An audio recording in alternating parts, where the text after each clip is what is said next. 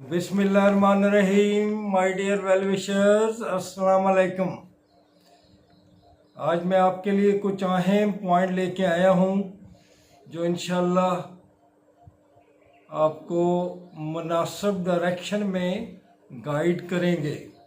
सबसे जो पहला इशू आ रहा है वो आप बार बार पूछ रहे हैं कि लेक्चरर के एग्ज़ाम कब होंगे, फर्स्ट फेज़ के, सेकंड फेज़ के। तो डियर वेल विशर्स, इसके बारे में जब सोचा और मैंने रिसर्च की तो ये मामला कुछ इस तरह बन रहा है कि 12 मई को CSS का भी टेस्ट हो रहा है और ये रिटन टेस्ट गालबन जून तक जाएगा, क्योंकि ये 10, 15, 12 दिन ले जाता है। अब इसके दौरान आपका लेक्चरर का टेस्ट मुमकिन नहीं है। अब रह गया कि ये प्रोसेस कब शुरू होगा। तो मेरा ज़ाती ख्याल है कि कुछ पेपर्स जिनमें एक दो मेन पेपर होंगे और जिनमें कुछ स्मॉलर पेपर होंगे वो 12 मई से पहले हो जाएंगे, जिनमें इंग्लिश का भी हो सकता है। और दूसरा ये है कि जब ये रिटन टेस्ट ख़त्म हो जाएगा तो जून में प्रोसेस कंटिन्यू रहेगा और मुसलसल चलता रहेगा। एक तो ये अहम नुक्ता। दूसरा, मेरे उर्दू वाले वेल विशर्स चूँकि रिज़ल्ट आ चुका है और बेचैन है कि एडवर्टाइजमेंट कब आएगी, तो my dear well wishers, it is a matter of week और 2।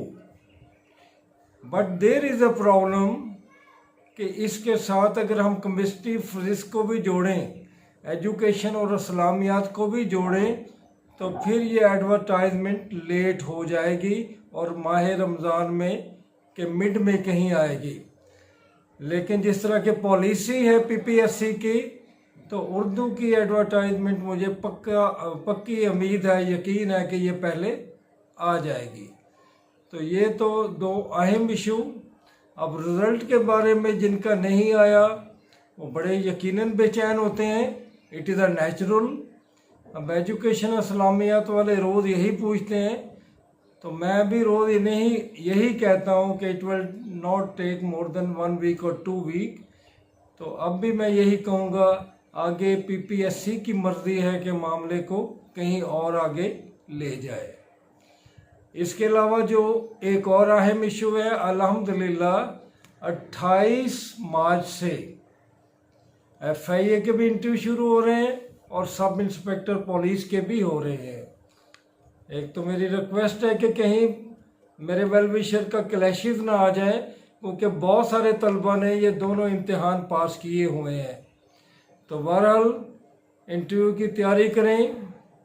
FIA वाले एक्ट के बारे में 1975-74 के बारे में 30% क्वेश्चन पूछे जा सकते हैं। और आजकल जो प्रेजेंट सिनेरियो है उसको ज़रूर ध्यान में रखें, जिनमें यूक्रेन और रशियन वार है और हमारी जो OIC की मीटिंग हुई है और जो नो कॉन्फिडेंस मूवमेंट भी चल रही है, उसको भी ध्यान में रखें।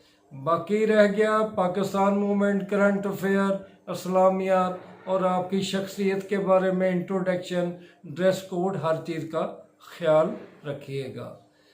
अब जो अच्छी खबरें आप सुनना चाहते हैं कि कितनी सीट्स आ रही है, कहाँ से आ रही हैं, कहाँ से नाज़िल हो रही हैं, तो माय डियर वेल विशर, ये तो आती रहेंगी, आपका दिल बहलाती रहेंगी और जो कुछ करने वाले हैं वो करते जाएंगे और कामयाब होते जाएंगे।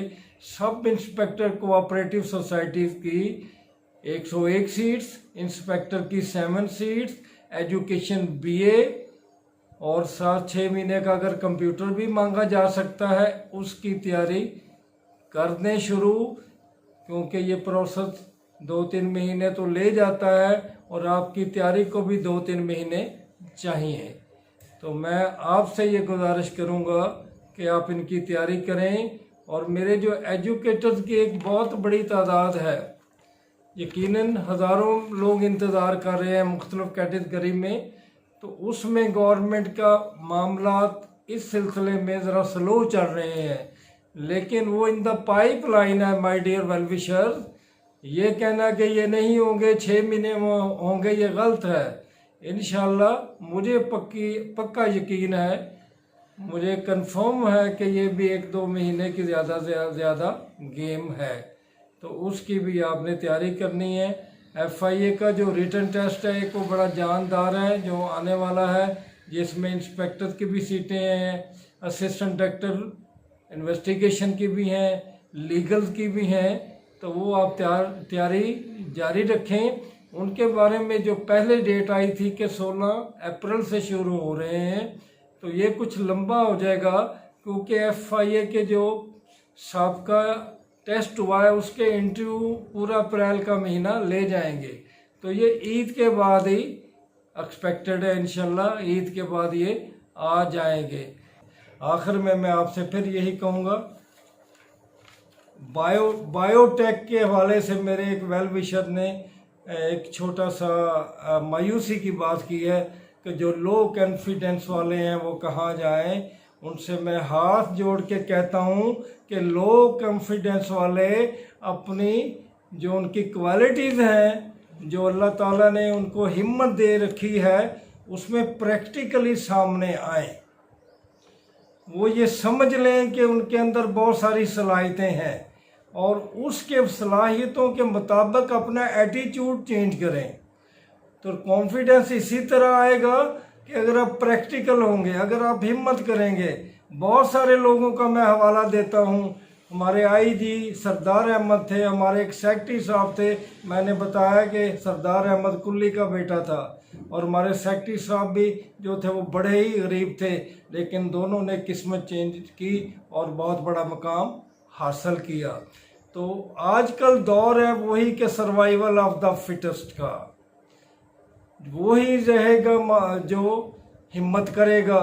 बाकी लोगों को गुर्बत कुचल देगी, बुरा हाल कर देगी, आप कहीं के नहीं रहेंगे, कोई रिश्ता नज़दीक नहीं आएगा। तो खुदारा सब कुछ आपके पास है, अपने अंदर हिम्मत पैदा करें, आप हर वो सीट हासिल कर सकते हैं। जिस तरह शेर कहता है कि मैं इसलिए शेर हूँ कि मैं समझता हूँ कि मैं शेर हूँ और मैं उसी के मुताबिक अमल करता हूँ और सबको शिकस्त दे देता हूँ। तो खुदारा अपने अंदर तब्दीली लेके आएँ, आप बहुत कोशिश करें, इंशाल्लाह कामयाबी आपके कदम चूमेगी। इल्लामा इकबाल का ये शेर फिर मुझे याद आ रहा है कि दियार इश्क में अपना मकाम पैदा कर, दियार इश्क में अपना मकाम पैदा कर, नया ज़माना नए सुबह शाम पैदा कर, नया ज़माना नए सुबह शाम पैदा कर। मेरा तरीक अमीरी नहीं फ़कीरी है, खुद ही न बेच गरीबी में नाम पैदा कर। गरीबी में नाम पैदा करें, हिम्मत से काम लें, अल्लाह ताला आपको सेहत दे, आगे बढ़ें, मंजिल हासिल करें। बहुत बहुत बड़े लोग बैठे हैं मेहनत करने वाले, उनके साथ शामिल होकर अपना हिस्सा लें। अल्लाह ताला आपका हामी व नासर हो। खुदा हाफिज़।